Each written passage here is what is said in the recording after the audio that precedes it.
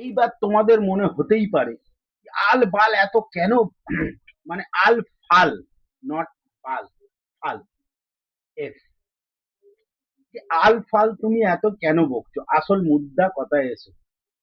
अरे रुको जरा, सबर करो, आराम से सुनने का। हाँ। হুম। এইবারে কি হলো, বিশ্বকর্মা পুজোর কথা শুনলেই আমাদের মতো যারা সাধারণ মানুষ আছে তাদের মাথায় কি আছে?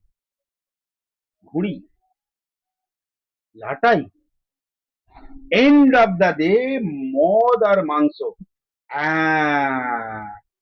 এক্স্যাক্টলি এই পয়েন্টটাই আমি এতক্ষণ ধরে আসতে চাইছিলাম। মদ আর মাংস। যাই হোক, এই বাচ্চা, ফোনটা বাবা মায়ের হাতে দাও, এখান থেকে আর তোমার পার্ট নেই, চলো যাও, যাও।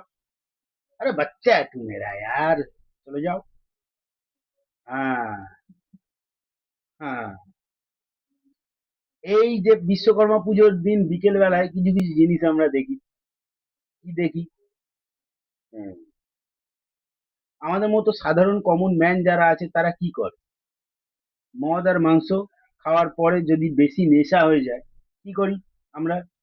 বাড়ি গিয়ে সোজা দিবানিদ্রা, তাই তো? ইনি সাধারণ মানুষ নয়। হ্যাঁ, ইনি সাধারণ মানুষ নয়। বিশ্বকর্মা পুজোর দিন বিকেলে আমরা কি দেখি? কেউ নিজেকে মিঠুন চক্রবর্তী মনে করছে, এই জিম্মি জিম্মি জিম্মি, আচ্ছা আচ্ছা, কেউ নিজেকে শুয়োর মনে করছে, পুরো নর্দমায় ঢুকে যাচ্ছে। পুরো নর্দমায় ঢুকে গেল শুয়োরের মতো। হ্যাঁ, নিজেকে শুয়োরই ভেবে নিয়েছে।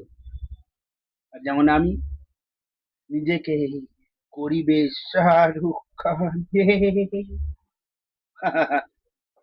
ঠিক এই কারণেই, ঠিক এই কারণটাই হলো এনার নিজেকে পরোটা বিশ্বকর্মা ভাবার আসল কারণ। মদ আর মাংস শুনতে খারাপ লাগলেও একদম খাঁটি সত্যি কথা। মায়ের দিব্যি বলছি, তোমরা, আরে তোমরা খোঁজ খবর করে দেখে নাও না ভাই, আমার কথা কেন বিশ্বাস করো?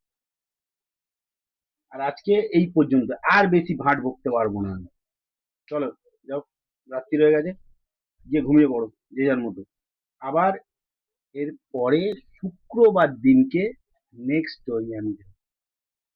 তোমরা দেখে লাইক শেয়ার কমেন্ট কিছুই করবে না, সাবস্ক্রাইবও করবে না, আমি জানি। এর পরে যদি ইউটিউবে এতগুলো ভিউজ পড়েছে, একটাও সাবস্ক্রিপশন আমি পাইনি, মানে কি বলবো? এর পরের বারে দেখলে অন্তত সাবস্ক্রাইব, আরে অন্তত ইয়ার ফলোটা তো করে দে यार। चल।